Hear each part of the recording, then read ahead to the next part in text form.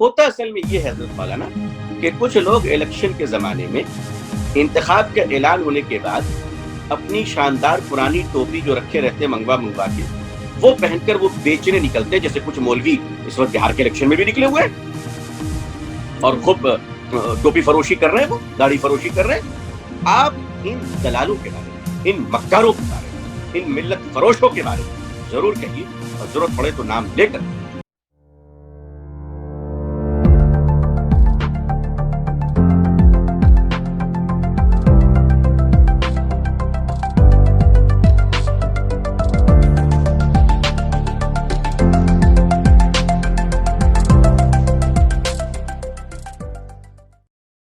अस्सलामु अलैकुम रहमतुल्लाहि व बरकातुहू। नाज़रीन, बसीरत ऑनलाइन के ख़ास प्रोग्राम गुफ्तगू में आपका इस्तकबाल है। आज हमारी गुफ्तगू का मौजू है बिहार इंतखाबात में मुसलमानों के हिकमत अमली क्या हो। इस मौजू पर बात करने के लिए हमारे साथ बहुत ही ख़ास मेहमान जुड़े हैं। हमारे हज़रत मौलाना अबू तालिब रहमानी साहब, जो कि all India Muslim personal law board के रुकन हैं और मारूफ मिल्ली और समाजी दानिश्वर हैं। मैं सबसे पहले अपने मेहमान हज़रत मौलाना अबू तालिब रहमानी साहब का अपने प्रोग्राम गुफ्तगू में इस्तकबाल करता हूँ। जी, आपका इस्तकबाल है। बहुत शुक्रिया। अस्सलाम वालेकुम रहमतुल्लाहि व बरकातुहू। वालेकुम सलाम। सबसे पहला जो मेरा सवाल है वो ये है कि 2015 के जो बिहार असेंबली इलेक्शन था और अभी 2020 का जो बिहार असेंबली इलेक्शन होने जा रहा है, इन दोनों इलेक्शन में आपको क्या फ़र्क महसूस होता है? उस वक्त का जो सियासी पस मंज़र था कुछ और था और अभी का मुख्तलिफ है, तो आपको क्या महसूस होता है? जी, पहला सवाल है हमारा। देखिए, गुज़िश्ता इलेक्शन 2015 और उससे पेवस्ता 2010 और फिर उसके भी बड़े अब्बा जान 2005। तो 2015 के इलेक्शन की कैफियत और आसार और तमाम उनके वाक़यात को समझने के लिए 2005 के इलेक्शन को सामने रखना बहुत ज़रूरी है कि 2005 में जब लालू प्रसाद यादव जी के राज और उनकी सल्तनत के खिलाफ एक आवाज़ बुलंद हुई थी और पूरा बिहार मुत्तहिद था, मुत्तफिक था। और अगर मैं ये कहने की इजाज़त आपसे चाहूँ तो कोई गलत नहीं होगा कि जनाब नीतीश कुमार साहब के ताल्लुक से बिहार का हर बड़ा छोटा औरत मर्द पुरउम्मीद थे कि ये आएंगे तो एक इनकलाब आएगा, एक खूबसूरती आएगी, एक हुस्न आएगा। 2005 के बाद जब 2010 का इलेक्शन आया तो मैंने खुद जनाब नीतीश कुमार साहब से एक मर्तबा कहा था कि लगता है कि अब अपोजिशन का खात्मा हो जाएगा, आपके काम से लोग बहुत मुतमईन और खुश हो रहे हैं। लेकिन 2005 से 2010 तक हुकूमत ने अपने रेवेन्यू, अपने पैसे, अपनी कमाई को मजबूत करने के लिए जो सहारा लिया था, वो सहारा बिहार की गली गली, कोने कोने, चौक चौराहे, पान और चाय की दुकान से ज्यादा शराब की दुकानों के लाइसेंस दिए गए थे। मैं सख्त मुअतरिज था।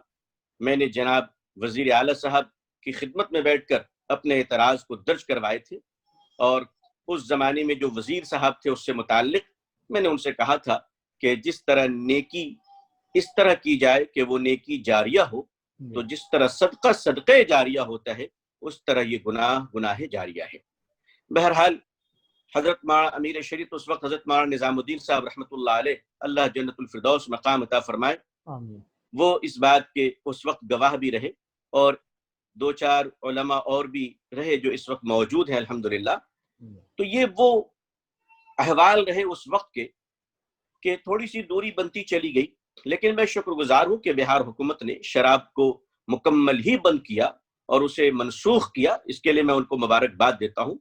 मौजूदा इलेक्शन और गुज़िश्ता इलेक्शन में जो सबसे बड़ा फर्क रहा वो फर्क ये रहा कि जनाब नीतीश कुमार साहब ने बीजेपी से नाता और अपनी पुराने इत्तेहाद को, जाहिर सी बात है 16-17 साल का इत्तेहाद है उनका, कोई मामूली बात नहीं है। बीजेपी के साथ जो पुरानी अलायंस अब तक जुड़ी हुई है उसमें सबसे ओल्डेस्ट और सबसे पुराने जनाब नीतीश कुमार साहब ही कहलाएंगे। उन्होंने वो रिश्ता मुनक़ते कर लिया और जनाब लालू प्रसाद यादव के साथ, लालू प्रसाद यादव जी के साथ मिलकर उन्होंने वो इस इंतखाब का सामना किया। बिहार की आवाम ने जी जान से उनका साथ दिया। यानी आप रेशियो ऑफ वोट देख लें, आप जीतने वालों की तादाद देख लें कि बहुत शानदार रिजल्ट आया। बिल्कुल। उसके बाद अचानक जाहिर सी बात है कि आदमी जहां का होता है वहां तबीयत उसको खींचती है। तो जाहिर सी बात है जनाब नीतीश कुमार साहब का दिल वहां लग नहीं रहा था, और ना लगने की देखिए 2-3 वजूहात भी हैं। मैं आपको एक बात बता दूं कि सियासत में जहां तक एक कल्चर, मोरल, तहजीब, अखलाक की बात है, उस मामले में नीतीश कुमार साहब का बिहार में कोई सानी नहीं है। ये तमाम तर इख्तलाफात के बावजूद मैं अर्ज कर रहा हूं, शायद लालू प्रसाद यादव जी अपनी बेपनाह सियासी मशगूलियात की वजह पर अपनी नस्लों में ये खूबी ना ला सके, लेकिन नीतीश कुमार साहब ने इस तहजीब का बड़ा ख्याल रखा है और सियासी इख्तलाफात और सियासी रकाबत के बावजूद उन्होंने अपने तमाम लोगों के साथ इस बात का बड़ा ख्याल रखा। अब जब उन्होंने फिर उस इत्तेहाद को तोड़ लिया और लालू प्रसाद यादव जी के बच्चों को, बच्चों ही कहूंगा, दोनों ही बेटे वजीर मोहतरम थे, और उससे उन्होंने मुनक़ते कर लिया और फिर वो बीजेपी यानी पुरानी डगर पे तशरीफ ले आए, तो उनका बीजेपी के साथ आना ये ताज्जुब की बात नहीं होती हमारे लिए, छोड़कर जाना ज्यादा ताज्जुब की बात होती है।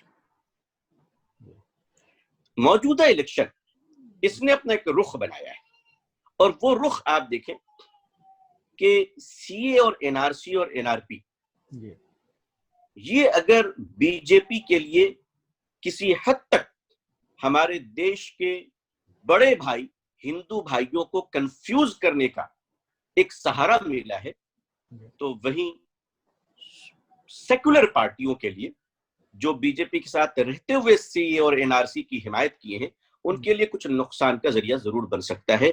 ये बिहार के मौजूदा इलेक्शन में बात वाज़ेह, ये लकीरें सामने नजर आ रही हैं। ये जैसा कि आपने फरमाया, नीतीश कुमार जी का अगर हम देखते हैं तो इनका दो चेहरा है। एक चेहरा वो है जो बीजेपी के साथ है और एक चेहरा बीजेपी से अलग होकर है, और यही वजह है कि बहुत सारे मुसलमान भी नीतीश जी के साथ हैं। तो आपको क्या फर्क महसूस होता है कि जो नीतीश जी का जो बीजेपी के साथ चेहरा है और उससे अलग चेहरा है, तो कौन सा चेहरा नीतीश जी का ज्यादा बेहतर है और किस सूरत में वो ज्यादा मकबूल हो सकते हैं मुसलमानों में? या मैं इसमें बहुत दो टोक राय अपनी पेश करना चाहता हूँ, बहुत दो टोक राय। नीतीश कुमार साहब के दो चेहरे तो नहीं है, उनका एक ही चेहरा है, और वो बीजेपी के साथ रहे या ना रहे, उनकी अपनी एक पॉलिसी है, दाखिली पॉलिसी, खारजी पॉलिसी है, और वो पॉलिसी है कि मुझे हुकूमत में रहना है, साफ साफ, बिल्कुल साफ साफ।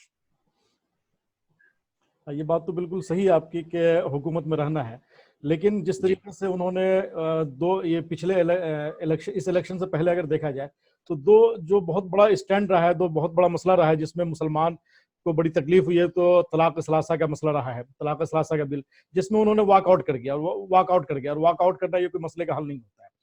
और एनआरसी के मामले में उन्होंने क्या था, हुकूमत का साथ दिया, और ऐसे में अब मुसलमान किस तरीके से उनको कहते हैं वोट करें? देखिए, बिहार के इलेक्शन और बिहार के सियासी पस मंजर पर जब हम गुफ्तगू करेंगे, तो बिहार एक ऐसा सूबा है, एक ऐसी रियासत है जहां हिंदू मुसलमान की बात नहीं चल पाती है। ये बिहार वाहिद एक ऐसा सूबा है, ये गोटी यूपी में काम आ जाता है, ये महाराष्ट्र में इत्तेफाक से इस बार नहीं चला, लेकिन वहां भी कहीं ना कहीं ये काम आ जाता है, और पंजाब में उसकी जरूरत नहीं है, कश्मीर इसको लिफ्ट देगा नहीं, हरियाणा में उसकी जरूरत महसूस नहीं है। तो ज्यादातर जो हिंदू मुसलमान का एक कमजोर सा फेल्योर कार्ड, बुज़दिलों का कार्ड, यानी कोई अच्छे इंटेलेक्चुअल का कार्ड नहीं है कि हम अपने मुसलमान होने की हैसियत से अपने हिंदू भाइयों को शक की नजर से देखें। मैं तो कभी ऐसा सोच भी नहीं सकता, और ऐसा चाहिए भी नहीं मुझे ऐसी पॉपुलैरिटी और ऐसी पॉलिटिक्स में सवाल ही नहीं होता। जो तहजीब, जो सियासत और जो कामयाबी, जो कुर्सी मुझे अपने इंसानी भाइयों से और हिंदू भाइयों से नफरत करना सिखाए, मैं उसे अपनी जूतियों तले कुचलता हूं मौलाना। मुझे जरूरत नहीं है ऐसी चीजों की। बिहार में ये चीज टोटली फेल्योर है। उसकी वजह मैं आपको बता दूं, शायद एक सीमेंटेड बिहारी होने की हैसियत से मैं ज्यादा बोल सकता हूं, और मैं आपको बताऊं कि 2010 में मैं माइनॉरिटी विंग का प्रेसिडेंट भी रहा माशाल्लाह, और लालू जी के साथ भी मुझे काम करने का मौका मिला, जनाब नीतीश कुमार साहब का भी मौका मिला। मैं दोनों बुजुर्गों का शुक्रगुजार हूँ, सियासी एतबार से दोनों मेरे बुजुर्ग हैं महाराज, तो और दोनों ने मुझे बड़ी मोहब्बत दी। इस वक्त मैं सियासी तौर पर बिल्कुल किसी के भी करीब नहीं हूँ, सियासी एतबार से, जाती ताल्लुकात से मैं इनकार नहीं कर सकता, तो बिहार के अंदर मैं आपको एक बिहार की सियासत का एक पस मंजर बताऊं जो आप भी ज्यादा महसूस कर सकते हैं। पूरी दुनिया में जो सियासी शऊर अल्लाह ने बिहार की जनता को दिया है, मुझे नहीं लगता कि दुनिया के किसी मुल्क को यह सियासी शऊर है, कि मुल्क में किसी और को नहीं। एक पान वाले से पूछ लीजिए ना, वो पूरी बायोग्राफी दे देगा, कौन इलेक्शन लड़ रहा है, उसके दादा ने कब पान खाया था और उसके परदादा ने कितना पैसा उधार रखा था, वो आपको जुड़वा देगा। वो एमएलए एमपी की कुंडली बता देगा। वो तो पता नहीं, मुझे लग नहीं रहा कि अभी तक किसी बिहारी का अमेरिका में नंबर नहीं आया है। वो नहीं ट्रम्प रुक पाएंगे, उन पर टिक पाएंगे एक बिहारी के सामने। तो बिहार में हिंदू मुसलमान कार्ड बिल्कुल काम नहीं करता है। और बिहार में हिंदू भाई और मुसलमान भाइयों का जो इत्तेहाद है वो इतना अजीम है, आपसी मोहब्बत, कि बीजेपी भी गवर्नमेंट में पिछले 15 सालों से है, 1-2 साल बाहर रहे, उन्होंने भी कोई कार्ड बिहार में खेलने की बहुत ज्यादा कोशिश नहीं की।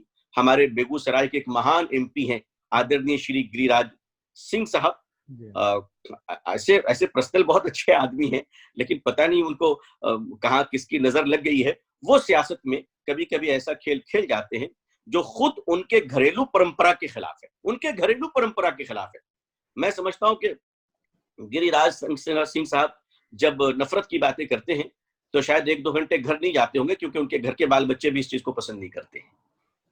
तो ये कार्ड वहां काम नहीं करेगा इंशाल्लाह बिहार में। अब रही बात के नीतीश कुमार साहब को किस नजर से मुसलमान देखते हैं, जिस नजर से दूसरे भाई देखते हैं उसी नजर से मुसलमान भी देखते हैं।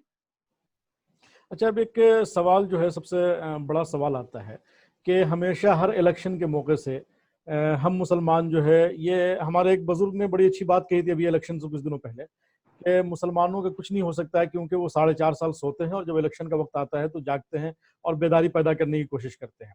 तो इस सिलसिले में मेरा एक आपसे सवाल है कि सियासत में हिस्सेदारी बढ़ाने के लिए मुसलमानों को ऐसी कौन सी हिकमत अपनानी चाहिए कि जिससे मुसलमानों की सियासत में हिस्सेदारी बढ़े और जो सियासी बेवकती है उससे वो बचे। ये एक पहली बात जी मिल्ली दानिश्वर होने के हैसियत से मैं चाहता हूं कि इस पर आप रोशनी डालें। नहीं, मैं बहरहाल न दानिश्वर तो नहीं हूँ, लेकिन हाँ मिल्लत का एक बहुत ही मामूली तालिब इल्म हूँ, जिसे मैं दरखास्त करता हूँ कि मिल्लत मुझे अपनी दुआओं से नवाजे कि अल्लाह मेरी दुनिया भी अच्छी कर दे, अल्लाह मेरी आखिरत भी अच्छी कर दे। देखिए, बाज दफा मुहावरे सुनने में बहुत अच्छे लगते हैं, लेकिन मुहावरा अर्ज करने वालों को भी मुहावरे के पस मंजर बहुत कम मालूम होता है। ये जो लोग कहते हैं कि 4.5 साल सोते हैं और 6 महीने में उठकर सियासी बेदारी लाते हैं, ये कुछ नाम नेहाद टोपी फरोश कायदीन के लिए तो बात सही है। मेड इन इफ्तार पार्टी में खड़े होकर खाने वाले भिखारी रोजेदारों के लिए तो बात कुछ दुरुस्त है, लेकिन मिल्लत के अकाबरीन और बुजुर्गों के ताल्लुक से ये बात मैं एक लम्हे के लिए कबूल नहीं करता। पूरे साल लोग काम करते हैं, पूरे महीने लोग काम करते हैं माशाल्लाह। ऑल इंडिया मुस्लिम पसंदीदा बोर्ड के मुअज़्ज़ज़ अकाबरीन क्या 4.5 साल तक सोते हैं? बिल्कुल नहीं। जमीयतुल उलमा हिंद के मुअज़्ज़ज़ अकाबरीन क्या 4.5 साल तक सोते रहते हैं? जमात इस्लामी के मुअज़्ज़ज़ जिम्मेदारान क्या 4.5 साल तक सोते रहते हैं? नहीं। होता असल में ये है हज़रत मौलाना कि कुछ लोग इलेक्शन के जमाने में इंतखाब का ऐलान होने के बाद अपनी शानदार पुरानी टोपी जो रखे रहते हैं मंगवा के, वो पहनकर वो बेचने निकलते हैं, जैसे कुछ मौलवी इस वक्त बिहार के इलेक्शन में भी निकले हुए हैं और खूब टोपी फरोशी कर रहे हैं, वो दाढ़ी फरोशी कर रहे हैं।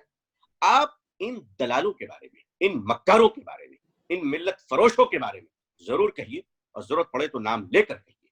हाँ, उन लोगों के बारे में आप कह सकते हैं जो 1 करोड़ 2 करोड़ नहीं, मैंने गलत कह दिया, माफ कीजिएगा, 3 करोड़ रुपए 3 करोड़ रुपए लेकर जो साहब 94 के एमपी इलेक्शन में भारत की बड़ी मस्जिद के मेंबर और मेहराब से ऐलान करे किसी पार्टी का, आप इन लोगों के बारे में जुमले कह सकते हैं।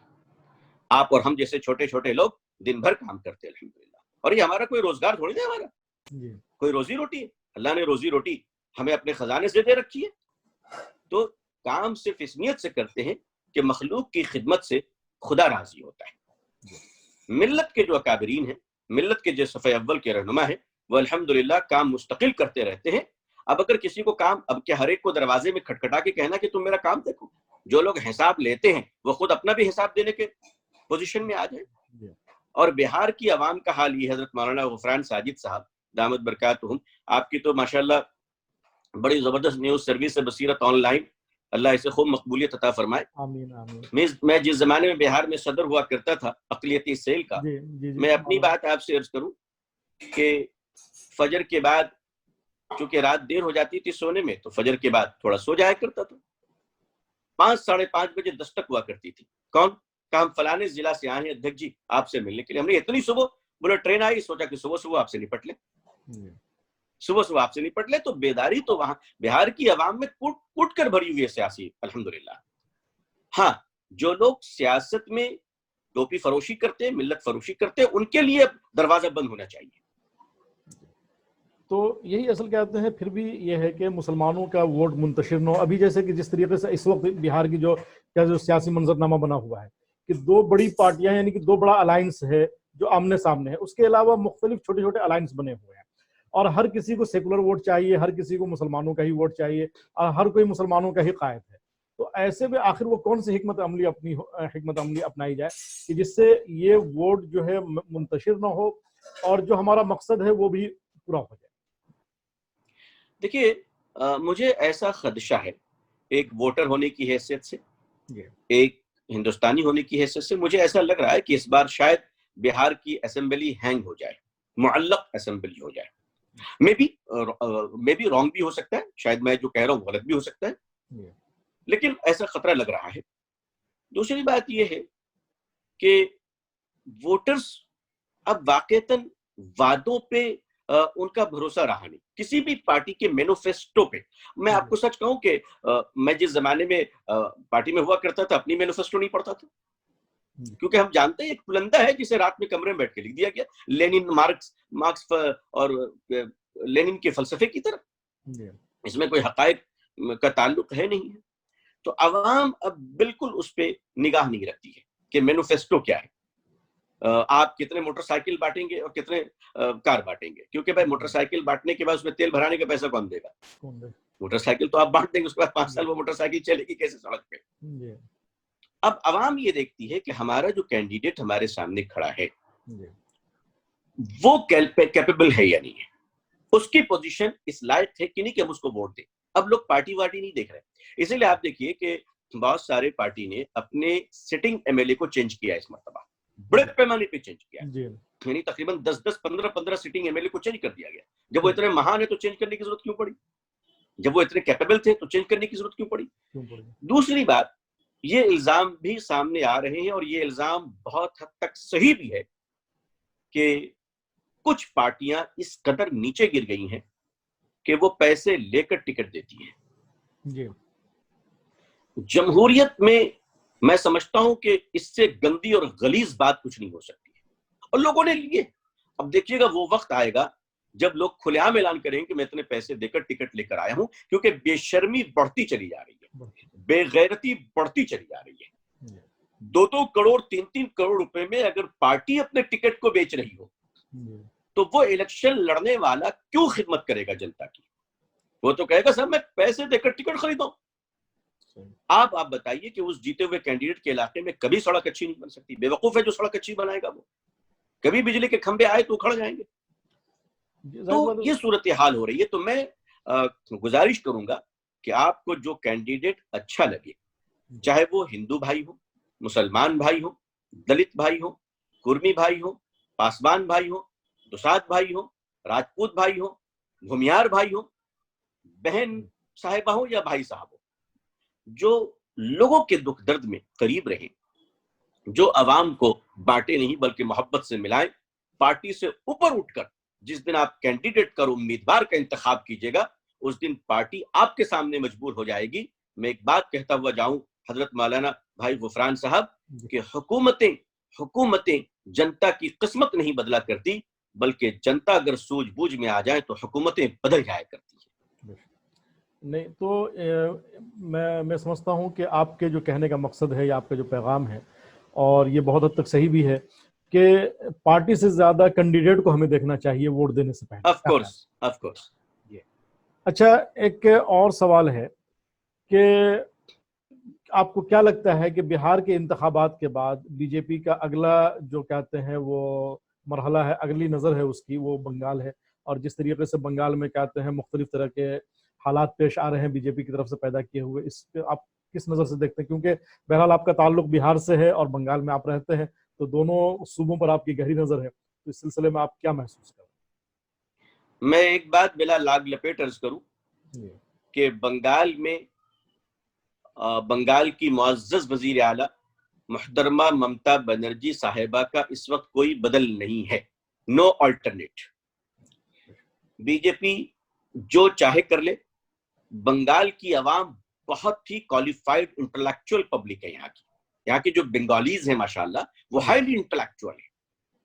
तो यहाँ के बंगाली हिंदू भाई और मुसलमान भाई और पूरा बंगाल मोहतरमा ममता बनर्जी साहिबा को ही बड़े पैमाने पे वोट देके बहुत मजबूत तरीके से इंशाल्लाह दोबारा उनको जिताएंगे और नेक्स्ट 2021 में उस वक्त फिर नई वजीर आला और दोबारा फिर वजीर आला बनेंगी मोहतरमा ममता बनर्जी ही वजीर आला होंगी इंशाल्लाह। यानी कि ये इत्मीनान रखें और इस पर बीजेपी अपनी चाल में कामयाब नहीं हो सकेगी इंशाल्लाह। बीजेपी अपनी चाल में ही फंसती चली जा रही है, बंगाल में फंसती चली जा रही है।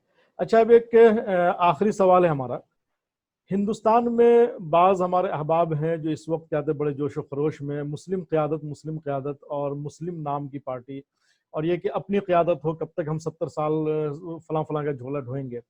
तो हिंदुस्तान जैसे कसीर जो मजहबी मुल्क है, जिसे हम सेकुलर और जमहूरी मुल्क कहते हैं, क्या इस मुल्क में इस तरीके के सियासी पार्टियों की ज़रूरत है या इस तरीके की सियासी पार्टियाँ कामयाब हैं?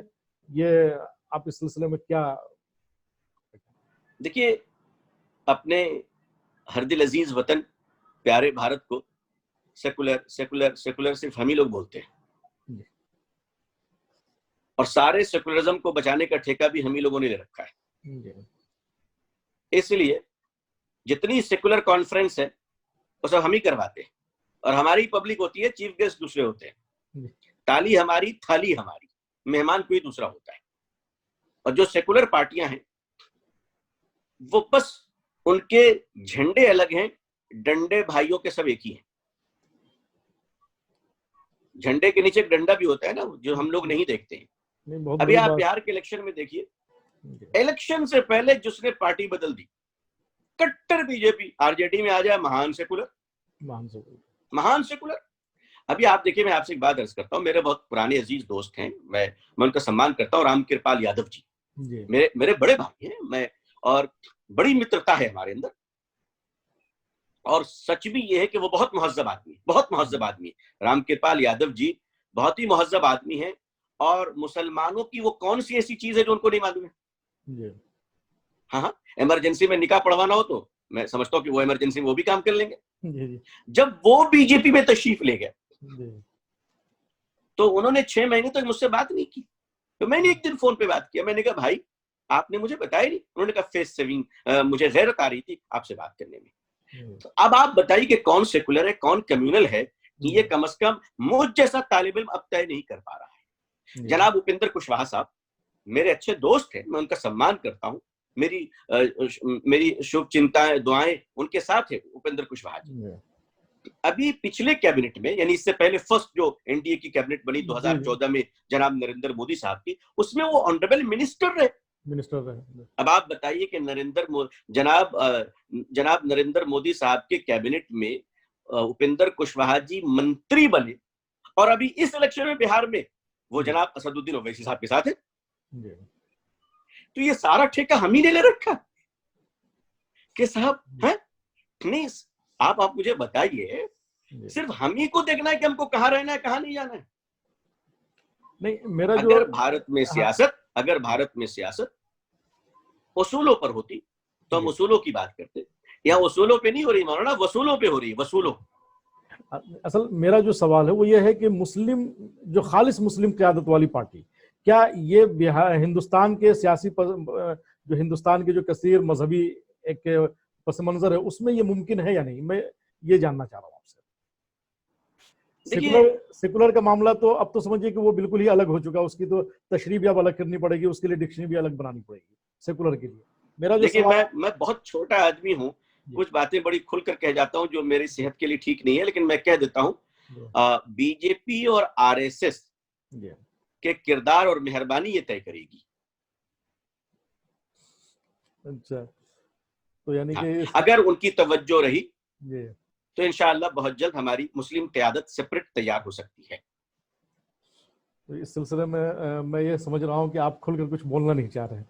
बहरहाल क्या मैंने बहुत खुलकर कह दिया, मैं इससे ज्यादा खुलकर क्या कह सकते हैं कि भाई बीजेपी और आरएसएस के पॉलिटिकल एटीट्यूड ये तय करेगी, क्योंकि अभी तक तो हम समझ रहे थे ना कि हमारे लिए ये पार्टी है, ये पार्टी, ये पार्टी है, हमारे लिए सेकुलर, ये सेकुलर, ये सेकुलर, तो हम जरूरत महसूस नहीं कर रहे थे, हम जरूरत महसूस नहीं कर रहे थे।